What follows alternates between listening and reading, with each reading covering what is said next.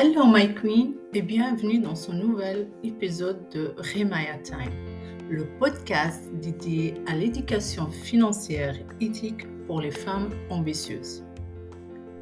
Aujourd'hui, on va plonger ensemble dans un sujet qui peut parfois sembler un peu délicat, nos émotions liées à l'argent.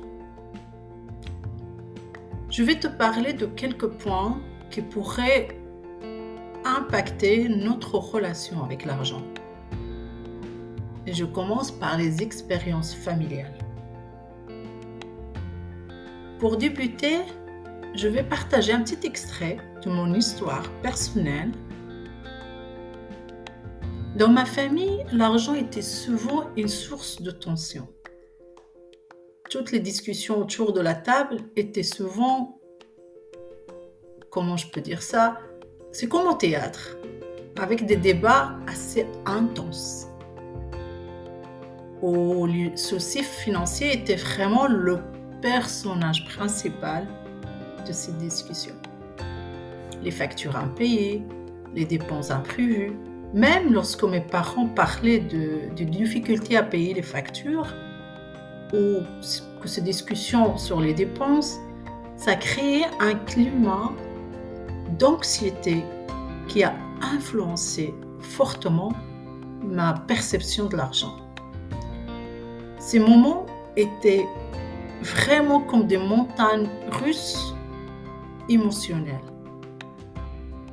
Peut-être, chère Queen, tu t'es déjà retrouvée dans une situation similaire, où chaque décision sur l'argent semblait éveiller des démons. Si c'est le cas, sache que tu n'es pas seule. C'est en parlant autour de toi, avec tes amis, ta famille, tu seras surpris de constater combien de personnes partagent des expériences similaires. Et combien il est libérateur de briser ce silence autour de ce sujet souvent tabou pour certaines personnes. C'est quand on partage nos histoires que nous réalisons que nos luttes ne sont pas uniques. Au contraire, elles sont universelles. Et c'est dans cette communion d'expériences que nous trouvons la force et le courage pour entreprendre un voyage de transformation et de guérison.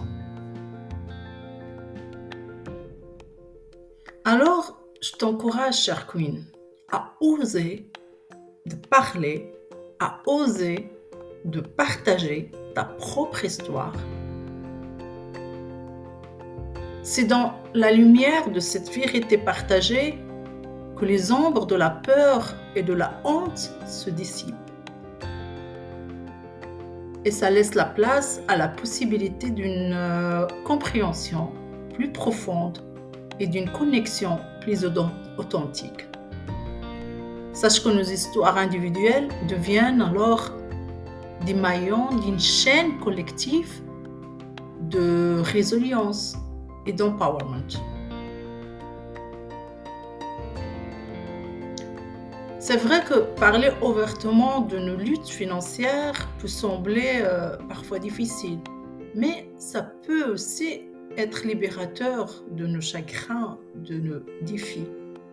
Et ça nous montre qu'on n'est pas seul dans nos batailles. Et souvent, on peut trouver des solutions avec les personnes qu'on partage. Et surtout, il ne faut pas avoir peur de partager son histoire.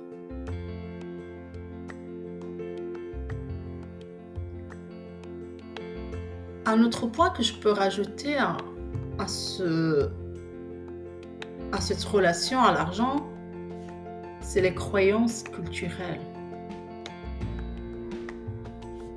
Personnellement, dans ma culture, beaucoup pensaient que l'argent était la clé de bonheur.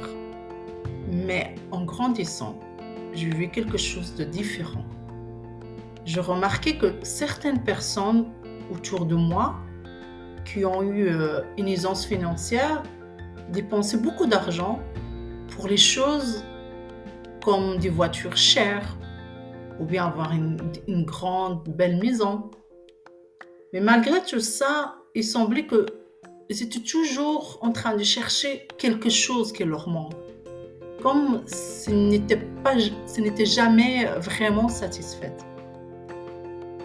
Et tout ça m'a fait réfléchir, vraiment, est-ce que le bonheur vient vraiment que de l'argent et des choses qu'on peut acheter? Ou est-ce qu'il y a autre chose, quelque chose de plus important derrière? Et avec un travail intense, profond, en moi-même, j'ai commencé à réaliser que le vrai bonheur vient des moments simples et des relations sincères, mais pas des choses matérielles. Ça m'a appris à apprécier les petites choses de la vie et à chercher le bonheur là où il se trouve vraiment, à l'intérieur de nous-mêmes et dans nos relations avec les autres. J'ai aussi appris que la richesse véritable se trouve d'abord dans notre relation avec Allah. Quand on a une connexion profonde avec lui, tout le reste semble trouver la place. La partie matérielle, elle viendra naturellement, mais elle n'est pas la source ultime de bonheur et de la richesse. C'est cette compréhension qui a changé ma vision personnellement de la vie et m'a permis de trouver une paix intérieure et un véritable bonheur. Et Allah a commencé à me faciliter le reste, alhamdoulilah. Chère Queen, si je peux me permettre à donner quelques conseils, commence par cultiver ta connexion spirituelle. Développe une relation profonde avec Allah. Prends du temps pour la prière, la méditation et toute réflexion spirituelle. Sache qu'une connexion forte avec ta foi peut t'apporter une paix intérieure et une stabilité émotionnelle, même dans les moments les plus difficiles. Apprécie les petites choses. Prends le temps de savourer les moments simples de la vie. Un sourire, un coucher de soleil, ou même une tasse de thé sur ton canapé, avec ta famille. Apprends à trouver la beauté et la joie dans les petites choses du quotidien. Et surtout, évite la comparaison. Ne te compare jamais aux autres, surtout sur les réseaux sociaux par exemple, où les apparences ils peuvent être trompeuses. Chaque personne a son propre chemin et ses propres défis. Concentre-toi sur ta propre croissance et sur ton propre bonheur. Essaie de trouver l'équilibre financier. C'est vrai que l'argent ne soit pas la clé de bonheur, mais il est important de gérer tes finances avec sagesse. Établis un budget. Essaie d'épargner pour l'avenir et investis ton épargne dans tout ce qui est vraiment important pour toi, pour ta famille et bien sûr, tes investissements doivent être alignés avec tes valeurs. Chère Queen, surtout n'aie pas peur de demander de l'aide si tu en as besoin. Si tu traverses des difficultés, que ce soit sur le plan émotionnel, financier ou autre, n'hésite pas à demander de l'aide. Que ce soit de ta famille, à tes amis ou à des professionnels.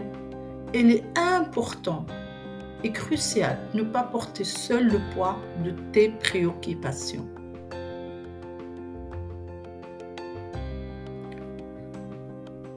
Parmi les points qui pourraient impacter notre relation à l'argent, je peux mettre aussi les expériences personnelles. Pour moi, il y a eu des hauts et des bas financiers. Par exemple, il y a eu des périodes où j'ai eu du mal à joindre les deux bouts. Même si je n'étais pas en rouge, mais j'avais difficile par mal gestion d'argent. et d'autres où je peux économiser et investir dans mes passions.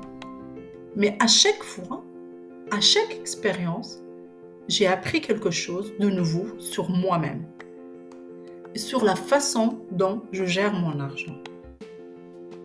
On ne peut que s'améliorer. Je peux ajouter un autre point qui pourrait impacter notre relation avec l'argent, c'est les peurs et les aspirations. Ces peurs et ces aspirations qui habitent chacun de nous, par exemple, la peur de ne pas avoir assez d'argent pour subvenir à mes besoins était quelque chose de très réel. J'avais toujours peur d'avoir pas assez d'argent, que mon compte soit vide et que le jour au lendemain, j'aurais rien. C'était un trauma pour moi. Mais j'ai appris à transformer cette peur en motivation pour mieux gérer mes finances et investir dans mon avenir. Chère Queen, si tu comprends les racines de tes propres émotions liées à l'argent, tu peux commencer à prendre réellement des mesures pour mieux gérer tes finances et vivre une vie plus saine, plus épanouie. Ce que je peux te donner aujourd'hui comme conseil que j'ai appris en chemin, commence par établir un budget réaliste pour suivre tes dépenses et pour pouvoir épargner pour l'avenir.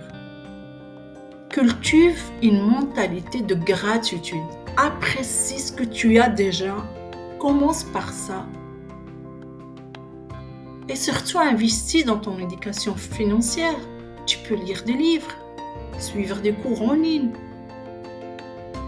ou même consulter un conseiller financier s'il le faut. Rappelle-toi, nous sommes toutes en chemin dans cette aventure financière. Prends le temps d'explorer tes propres émotions et tes propres expériences.